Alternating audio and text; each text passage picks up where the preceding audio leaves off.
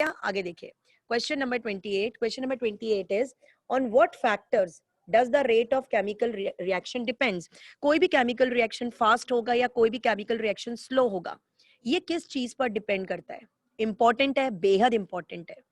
The rate of physical and chemical processes they are influenced by temperature. किसके ऊपर dependent होते हैं ये? टेम्परेचर के ऊपर.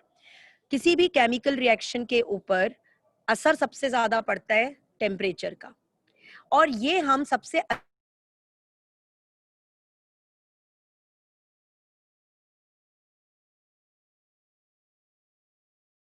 कि किसी भी रिएक्शन का रेट डबल हो जाएगा या किसी भी रिएक्शन का रेट आधा हो जाएगा for every 10 degree centigrade change in either direction.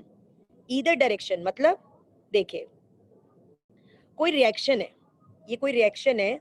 अगर मैं 10 डिग्री सेंटीग्रेड टेम्परेचर बढ़ा दूं, अगर मैं 10 डिग्री सेंटीग्रेड टेम्परेचर बढ़ा दूं तो रेट डबल हो जाएगा, और अगर मैं 10 डिग्री सेंटीग्रेड टेम्परेचर कम कर दूं तो रेट हाफ हो जाएगा. ठीक है, तो रूल ऑफ थंब क्या कहता है कि रेट डबल हो जाता है या रेट डिक्रीज हो जाता है by half for every 10 degree centigrade change in either direction. Either direction माने दोनों तरफ की डायरेक्शंस में, ऊपर या नीचे. या बढ़ा दोगे 10 डिग्री तो रेट डबल हो जाएगा, यानी टेम्परेचर बढ़ाने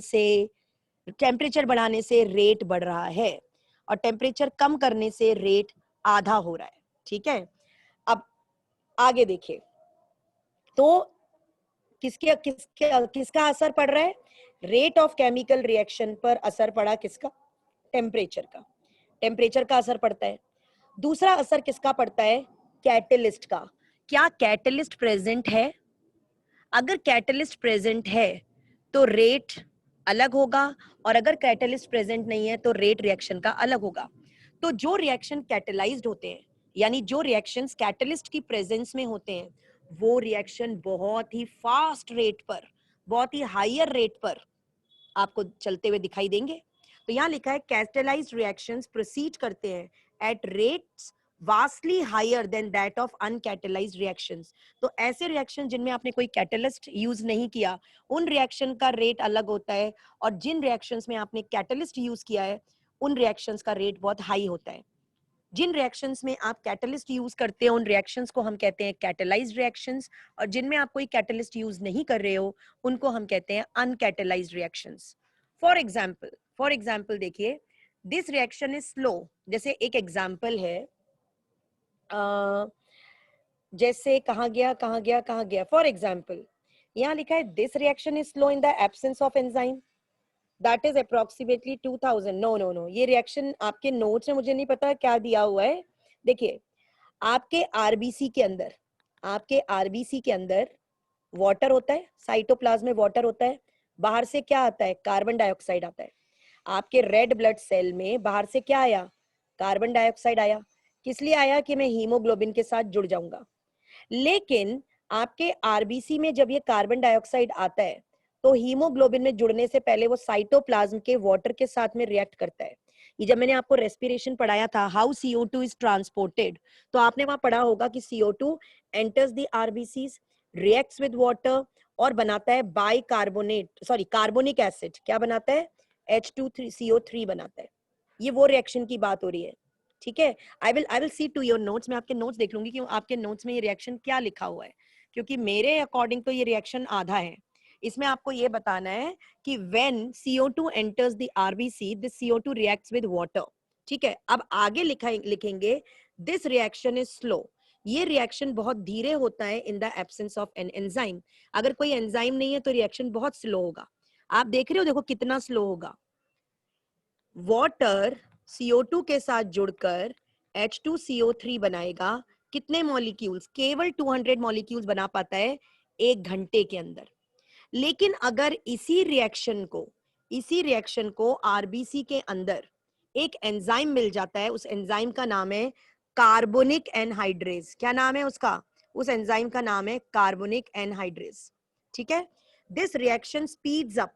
ये रिएक्शन एकदम फास्ट होता है, और आपको कितने मॉलिक्यूल्स मिलते हैं? 6 लाख मॉलिक्यूल्स. आप समझ रहे हो? 6 लाख मॉलिक्यूल्स मिलते हैं, वो भी 1 घंटे में नहीं, 1 सेकंड में. आप डिफरेंस देख रहे हो बेटा? आप डिफरेंस देख रहे हो? आप डिफरेंस देख रहे हो, आरबीसी के अंदर H2CO3 बन रहा है, 1 घंटे में, 1 घंटे में, पूरे 1 घंटे में केवल 200 बन पा रहे हैं, अगर कैटलिस्ट नहीं है तो, अगर एंजाइम नहीं है तो। उस एंजाइम का नाम था कार्बोनिक एनहाइड्रेज।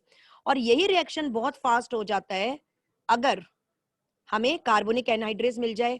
तो पहले 200 मॉलिक्यूल बन रहे थे 1 घंटे में, लेकिन अब 6 लाख मॉलिक्यूल बन रहे हैं, वो 1 घंटा छोड़ो, 1 मिनट छोड़ो, 1 सेकेंड में। तो इसका मतलब जो एंजाइम्स हैं वो एक्सेलरेट कर देते हैं, फास्ट कर देते हैं किसी भी रिएक्शन को by about 10 million times. 10 million time, 10 million बहुत होता है, 10 मिलियन टाइम्स अप्रोक्सीमेटली हमारा रिएक्शन फास्ट हो जाता है। ठीक है, ये मैं आपके नोट्स अभी देख लूंगी, और मुझे अगर लगेगा तो मैं इसको पूरा चेंज करके इसकी इसकी जो लैंग्वेज है वो चेंज करके मैं आपको आपके ग्रुप पर भेज दूंगी। अभी थोड़ा सा 1-2 लाइन ऐड कर लीजिएगा बस, कुछ नहीं है, ज्यादा लाइन कुछ नहीं है। CO2 enters RBC and reacts with water to form H2CO3, and this reaction is slow in the absence of enzyme, and this reaction speeds up. वो मैं लिखवा दूंगी आपको, ठीक है, मैं भेज दूंगी आपके ग्रुप पर। Next question is briefly describe, और इस क्वेश्चन के बाद I will come to question answer round. After this question I will come to question answer round. हमारा क्वेश्चन है briefly describe the catalytic cycle of an enzyme action.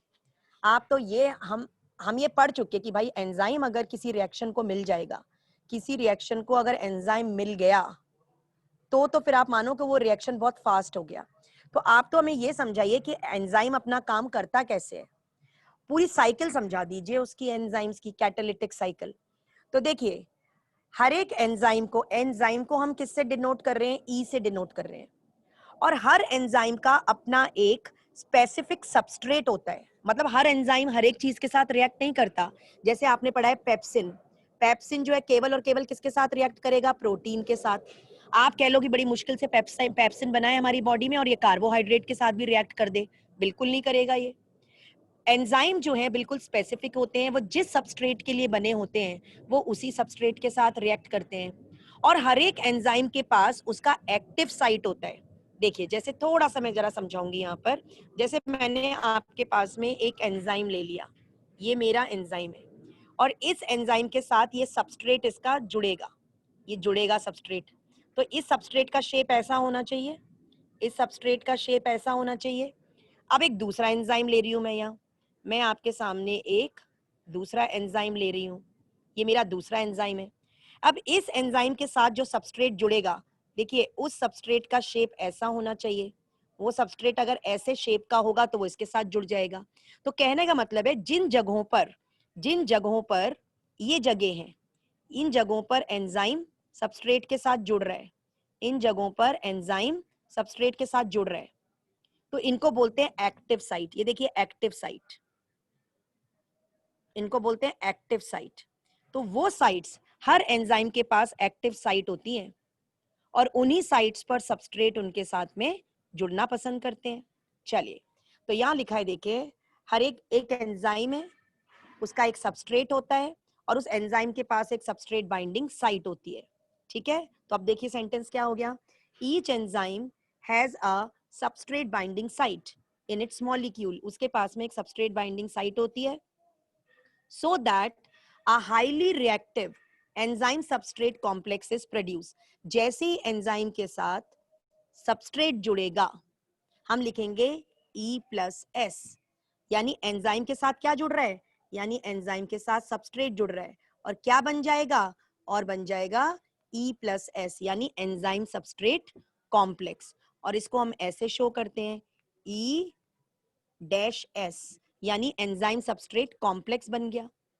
फिर ये enzyme क्या करेगा? उस सबस्ट्रेट में चेंजेस करना शुरू करेगा, और जैसे वो सबस्ट्रेट चेंज होगा, हम कहेंगे अब ये सबस्ट्रेट किस में चेंज हो गया? अब ये सबस्ट्रेट प्रोडक्ट में चेंज हो गया।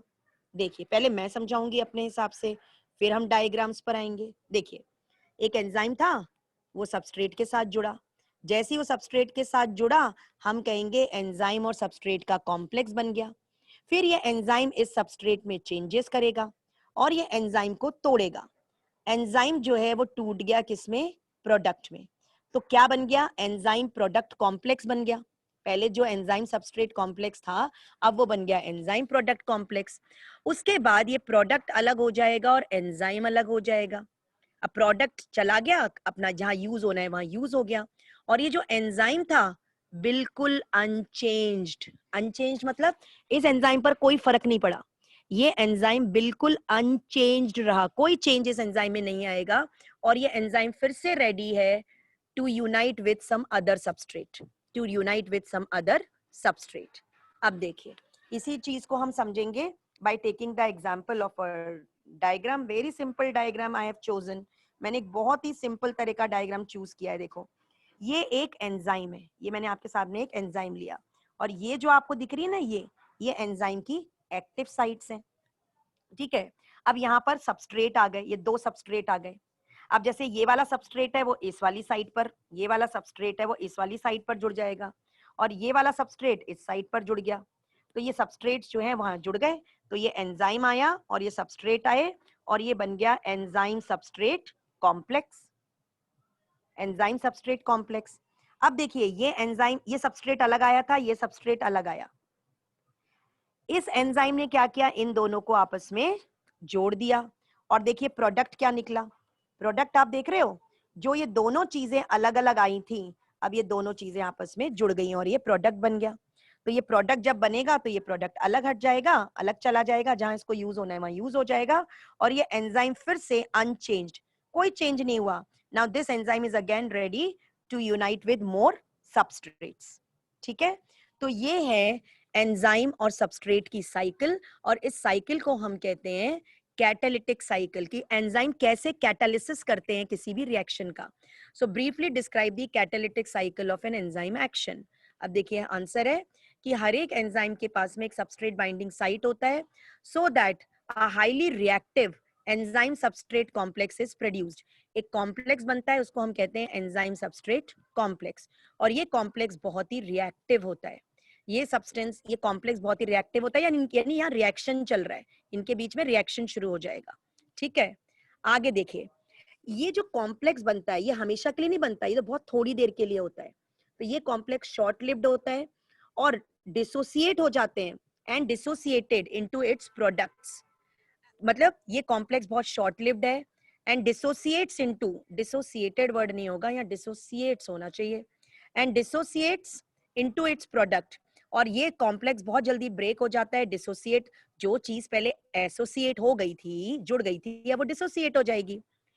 तो ये कॉम्प्लेक्स बहुत थोड़ी देर के लिए होता है, शॉर्ट लिव्ड होता है, और ये डिसोसिएट हो जाता है बहुत जल्दी, एक दूसरे से अलग हो जाते हैं, और इनटू इट्स प्रोडक्ट, प्रोडक्ट में अलग हो जाएंगे, प्रोडक्ट अलग हो जाएगा, एंड द अनचेंज्ड एंजाइम, तो जो एंजाइम है वो भी अनचेंज्ड है, वो भी अलग हो गया, with an intermediate formation of the enzyme product complex. लेकिन बीच में क्या बनता है, थोड़ी देर के लिए एंजाइम प्रोडक्ट कॉम्प्लेक्स बनेगा। देखो अभी क्या दिख रहा है आपको, देखिए ध्यान से देखिए, अभी आपको दिख रहा है एंजाइम और सबस्ट्रेट का कॉम्प्लेक्स। जैसे ये दोनों आपस में जुड़ेंगे, अब हम इस स्ट्रक्चर को क्या बोलेंगे कि भाई ये प्रोडक्ट बन चुका है, तो इसको बोलूंगी मैं एंजाइम, इसको बोलूंगी प्रोडक्ट, क्योंकि ये जुड़ चुके हैं। और ये एंजाइम प्रोडक्ट कॉम्प्लेक्स भी बहुत थोड़ी देर के लिए होता है, फिर बाद में इसके जो प्रोडक्ट्स आपस में जुड़ गए थे ये अलग हो जाएंगे और एंजाइम अलग हो जाएगा, ठीक है। आगे लिखा है कि बीच में एंजाइम प्रोडक्ट कॉम्प्लेक्स भी जरूर बनेगा, ठीक है। अब देखो फिर से देखिए, एक और देखिए, एक और देखिए डायग्राम, ये देखिए, ये एक एंजाइम है, ये देखिए ये एक एंजाइम है, और ये एंजाइम अवेलेबल है with its empty active site. ये एक एंजाइम है, ये एंजाइम अवेलेबल है और ये इसकी एक्टिव साइट्स है, ठीक है। फिर क्या हुआ, फिर हुआ ये कि ये यहाँ पर इसको ये सबस्ट्रेट मिल गया, ये इसको एक सबस्ट्रेट मिल गया। सपोज करो ये एंजाइम है और इस एंजाइम का नाम है सुक्रेज। क्या नाम है, सुक्रेज। अगर किसी चीज के पीछे एज लग जाए ना, समझ जाओ वो एंजाइम है, तो ये सुक्रेज है। अब ये सुक्रेज नाम का एंजाइम किसके साथ में जुड़ना पसंद करेगा, सुक्रोज के साथ, तो इसका ये सबस्ट्रेट है सुक्रोज नाम की शुगर। अब क्या हुआ, ये जो सबस्ट्रेट है ये जुड़ गया, सबस्ट्रेट आया, बाइंड हो गया एंजाइम के साथ विद इंड्यूस्ड फिट। देखिए अभी तो मैं आपको सिंपल साइकिल समझा रही हूँ ना, नेक्स्ट टर्न पर मैं आपको कुछ थ्योरी समझाऊंगी, नेक्स्ट टर्न पर मैं आपको एक थ्योरी समझाऊंगी, एक मैं आपको समझाऊंगी लॉकेन की थ्योरी, एक मैं आपको समझाऊंगी इंड्यूस्ड फिट थ्योरी, और आपको मैं वहां पर ये बताऊंगी कि हम ज्यादातर फॉलो करते हैं induced fit theory. Induced fit theory ये कहती है कि एंजाइम का शेप देखो थोड़ा सा अभी अलग है, लेकिन जैसे ही सबस्ट्रेट इसके साथ आकर के जुड़ता है, जैसे ही सबस्ट्रेट इसके साथ आकर जुड़ता है, ये एंजाइम जो है अपना अपना शेप थोड़ा सा चेंज करता है सबस्ट्रेट के अकॉर्डिंग, और इस तरह से करता है कि सबस्ट्रेट इसके अंदर आसानी से फिट हो जाए। तो एंजाइम अपना शेप थोड़ा सा ऐसे इंड्यूस करेगा, थोड़ा सा अपना शेप ऐसे चेंज करेगा कि सबस्ट्रेट इसमें अच्छी तरीके से फिट हो जाए। और क्या बन जाएगा ये बन जाएगा एंजाइम सबस्ट्रेट कॉम्प्लेक्स। फिर इस प्रोसेस में क्या होता है, पानी की जरूरत पड़ती है, वाटर की प्रेजेंस जरूरी है, और फिर इस सबस्ट्रेट को प्रोडक्ट में कन्वर्ट कर दिया जाएगा। तो देखिए अब ये बन गया एंजाइम और ये इसके प्रोडक्ट्स बन गए, और थोड़ी देर के बाद हम देखेंगे कि प्रोडक्ट अलग हो गए, और जब सुक्रोज टूटेगा तो उससे एक पार्ट बनेगा फ्रक्टोज शुगर का, एक पार्ट बनेगा ग्लूकोज का। तो फ्रक्टोज अलग हो गया, ग्लूकोज अलग चला गया, और ये जो एंजाइम है, ये एंजाइम फिर से तैयार है to unite with one more molecule of sucrose. तो पहले मैंने आपको एक सिंपल एंजाइम की साइकिल समझाई, फिर मैंने आपको समझाई एंजाइम की cycle by taking the example of sucrose. तो आई होप इसमें आपको कोई प्रॉब्लम नहीं होनी चाहिए, या आपको समझ में आ जाना चाहिए। थोड़ी देर के बाद मैं जब क्वेश्चंस पूछूंगी, मुझे धड़ाधड़ धड़ाधड़ धड़ाधड़ आंसर दे देना, जल्दी जल्दी जल्दी जल्दी जल्दी, ठीक है। तो ये जो मैंने आपको पूरी साइकिल समझाई एंजाइम की एक्टिविटी की, उसको हम ऐसे डिस्क्राइब कर सकते हैं। कैसे डिस्क्राइब कर सकते हैं, देखिए कि जो सबस्ट्रेट है वो आता है और एंजाइम के एक्टिव साइट से बाइंड हो जाता है, ठीक है, और वो आकर अपने आप को फिट कर लेता है इनटू द एक्टिव साइट।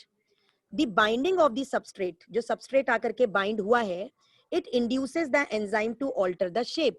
जैसे सबस्ट्रेट आकर एंजाइम से जुड़ता है, एंजाइम भी थोड़ा सा अपना शेप ऑल्टर करता है, चेंज करता है, fitting more tightly around the substrate, और एंजाइम अपने आप को सबस्ट्रेट के चारों तरफ अच्छी तरीके से फिट कर देता है कि मैं अच्छी तरह से फिट हो जाऊं, इसको चारों तरफ से कवर कर लूं, अच्छी तरह फिटिंग हो जाए मेरी इसके साथ में, फिर मैं इसको ब्रेक करना शुरू करूंगा, है ना। ये देखो, जैसे यहाँ पर देखिए ये एंजाइम है, ये सबस्ट्रेट आकर एंजाइम के साथ में जुड़ रहा है, और उसके बाद में जब एंजाइम अलग हुआ तो देखिए ये जो सबस्ट्रेट्स थे वो एक नया प्रोडक्ट बना करके अलग हो गए, ठीक है।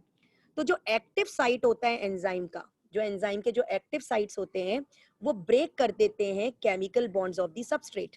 देखिए वो ब्रेक भी कर सकते हैं, हाँ ये एक और चीज बता रही हूँ, वो ब्रेक भी कर सकते हैं केमिकल बॉन्ड्स को, या वो नए केमिकल बॉन्ड्स बना भी सकते हैं। जैसे फॉर एग्जांपल यहाँ पर देखिए ये दो अलग अलग थे ना, इसमें दोनों को आपस में जोड़ दिया गया, तो इनके बीच में जो केमिकल बॉन्ड्स बने, तो जरूरी नहीं है कि एंजाइम बॉन्ड्स ब्रेक करें, वो केमिकल बॉन्ड्स बना भी सकते हैं। तो सारे बच्चे एक काम करो, अपने रिएक्शंस आपके पास जो नोट्स है, जरा उसमें एक चीज करना, जरा ब्रेक्स डाउन के बाद लिखना फॉर्म, FORM, वो फॉर्म भी कर सकते हैं, तो वो ब्रेक भी कर सकते हैं, वो फॉर्म भी कर सकते हैं chemical bonds of the substrate, and new enzyme product complex is formed, ठीक है, और एक नया आपको मिलेगा प्रोडक्ट, आपको नया मिल रहा है, तो इसको, इस कॉम्प्लेक्स को हम नाम देंगे एंजाइम प्रोडक्ट कॉम्प्लेक्स, ठीक है। अब देखो जैसे ये एक एंजाइम है, ये सबस्ट्रेट आए, अब हमने क्या किया, ये सबस्ट्रेट देखो आपस में ये जुड़े हुए थे, ये जुड़े हुए हैं, अब हमने क्या किया, बाद में इन दोनों को अलग कर दिया। तो मैं आपको ये अलग अलग डायग्राम्स बना रही हूँ, लेकिन आप पता है अपने नोट्स में कौन सा डायग्राम बनाओगे, और जब भी आपको एग्जाम में बनाने को आएगा, आप एक ये वाला बना दीजिएगा एग्जाम्पल के लिए, बहुत अच्छा एग्जाम्पल है ये, ठीक है, सुक्रोज वाला, और सिंपल के लिए आप ये वाला बना सकते हैं, ठीक है, ये दोनों डायग्राम बहुत बढ़िया है। आगे देखिए, the enzyme releases the product, जो एंजाइम है वो अपने प्रोडक्ट को रिलीज कर देते हैं, और उसके बाद जो एंजाइम फ्री हो गया, it is again ready to bind with another molecule of the substrate. अब ये एंजाइम फिर से तैयार है कि मैं एक दूसरे सबस्ट्रेट के साथ में बाइंड हो जाऊंगा, और मैं एक नई कैटालिटिक साइकिल को फिर से रन करूंगा, यानी मैं फिर से एक नई कैटालिटिक साइकिल चलाऊंगा।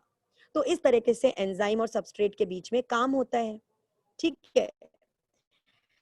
ये देखिए ये क्वेश्चन इसी से रिलेटेड है, लेट मी चेक, क्या ये क्वेश्चन इसी से रिलेटेड है, हाँ ये क्वेश्चन इसी से रिलेटेड है, लेकिन इसमें थोड़ा सा टाइम लगेगा, ठीक है। तो मैं आपको ये क्वेश्चन अभी नहीं पढ़ा रही हूँ, मैं आपको ये क्वेश्चन बिल्कुल भी नहीं पढ़ा रही हूँ अभी, लेकिन हाँ इस ग्राफ के बारे में थोड़ी सी बात कर सकती हूँ 5 मिनट, इस ग्राफ के बारे में थोड़ी सी 5 मिनट बात कर सकते हैं हम लोग। देखिए ये ग्राफ है, ये आपको ग्राफ समझा रहा है कि यहाँ पर एक एंजाइम है, और वो एंजाइम प्रोडक्ट के साथ में जुड़ता जा रहा है, वो एंजाइम सॉरी ये एंजाइम है, और ये एंजाइम सबस्ट्रेट, ये एंजाइम था यहाँ पर, इस एंजाइम को सबस्ट्रेट के साथ जोड़ दिया उन्होंने, एक लेवल दे दिया है हमें कि एंजाइम है और वो सबस्ट्रेट के साथ जुड़ रहा है। जब एंजाइम और सबस्ट्रेट आपस में जुड़ेंगे तो क्या होगा, रिएक्शन आगे बढ़ेगा। तो ये लाइन आपको दिखा रही है प्रोग्रेशन ऑफ द रिएक्शन, की रिएक्शन कैसे आगे बढ़ रहा है। और ये लाइन आपको दिखा रही है पोटेंशियल एनर्जी, यानी एंजाइम आया, उसके साथ में सबस्ट्रेट ज्वाइन हुआ। एंजाइम ने क्या किया, एंजाइम ने इस सबस्ट्रेट को अपने अंदर जोड़ लिया, यानी पूरी एनर्जी पोटेंशियल एनर्जी में कन्वर्ट हो गई। अब उसके बाद में इसको धीरे धीरे ब्रेक किया जाएगा, तोड़ा जाएगा और इससे प्रोडक्ट्स बनाए जाएंगे। और जब प्रोडक्ट रिलीज होंगे तो पोटेंशियल एनर्जी काइनेटिक एनर्जी में चेंज हो जाएगी। तो पता ही है आपको, ये ग्राफ आपकी एनसीईआरटी में भी दिया हुआ है। लेकिन मेरा मेन एम क्या है यहाँ पर ग्राफ लेने का, कि एक सबस्ट्रेट है, उस सबस्ट्रेट में चेंजेस किए गए, चेंजेस किए गए, चेंजेस किए गए, चेंजेस किए गए, और उस सबस्ट्रेट को किस में चेंज कर दिया हमने, प्रोडक्ट में चेंज कर दिया। यहाँ पर दो लाइंस दिखाई हैं, एक लाइन दिखाई है ये वाली, एक ग्राफ ऊंचा जा रहा है, यानी एक सबस्ट्रेट को प्रोडक्ट में चेंज करना है। तो पहले हम फोकस करेंगे बड़ी वाली लाइन पर, पहले हम फोकस करेंगे बड़ी वाली लाइन पर, जो लाइन थोड़ी ज्यादा हाइट पर जा रही है। एक सबस्ट्रेट को मुझे प्रोडक्ट में चेंज करना है, तो मुझे रिएक्शन खूब लंबा चलाना पड़ा। ये है ट्रांजिशन स्टेट। ट्रांजिशन स्टेट मतलब ये वो स्टेट है जहां पर सबस्ट्रेट में चेंज आना शुरू हो जाएगा। ट्रांजिशन स्टेट किसको बोलते हैं, ये वो स्टेट होती है जहां पर सबस्ट्रेट में चेंज आना शुरू हो जाएगा। लेकिन सबस्ट्रेट में चेंज आना शुरू होगा, उसके लिए बहुत सारी एनर्जी खर्च करनी पड़ती है। एक सबस्ट्रेट को आप तोड़ रहे हो तो सेल को एनर्जी तो खर्च करनी पड़ेगी।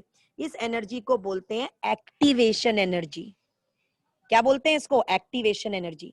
तो एक सबस्ट्रेट है, मुझे उसको प्रोडक्ट में चेंज करना है, मैंने एनर्जी खर्च करी, एनर्जी खर्च करी, एनर्जी खर्च करी, एनर्जी खर्च करी, और ट्रांजिशन स्टेट आ गई, यानी मेरा सबस्ट्रेट प्रोडक्ट में चेंज हो गया और मैंने देखा कि मुझे यहाँ पर प्रोडक्ट मिल गया। तो यानी यहाँ तक तो हम हाइट लेके गए, एनर्जी यूज करी और प्रोडक्ट बन गया। तो हम यहाँ से नीचे आ गए और हमने अपना प्रोडक्ट शो कर दिया। ये लाइन आपको दिख रही है विदाउट एंजाइम, कि अगर हम कोई एंजाइम यूज नहीं करेंगे ना, तो देखिए कोई किसी भी सबस्ट्रेट को प्रोडक्ट में चेंज करने में प्रॉब्लम आती है, ज्यादा एक्टिवेशन एनर्जी खर्च हो रही है। और अगर यही काम हम एंजाइम की प्रेजेंस में कर लेना, तो देखिए सबस्ट्रेट था, थोड़ी सी एनर्जी लगी और फटाफट एंजाइम ने क्या किया, सबस्ट्रेट को प्रोडक्ट में चेंज कर दिया। तो ये छोटा ग्राफ क्या शो कर रहा है, कि यहाँ पर एक्टिवेशन एनर्जी कम लगी, क्योंकि ये काम एंजाइम की प्रेजेंस में हुआ। और यहाँ पर एक्टिवेशन एनर्जी ज्यादा लगी, क्योंकि ये काम बिना एंजाइम के हुआ। ठीक है, ये मैं पढ़ाऊंगी आपको, ये मैं क्वेश्चन आपको पढ़ाऊंगी। But before that let me ask you a few questions, let me ask you a few questions. So I am coming back,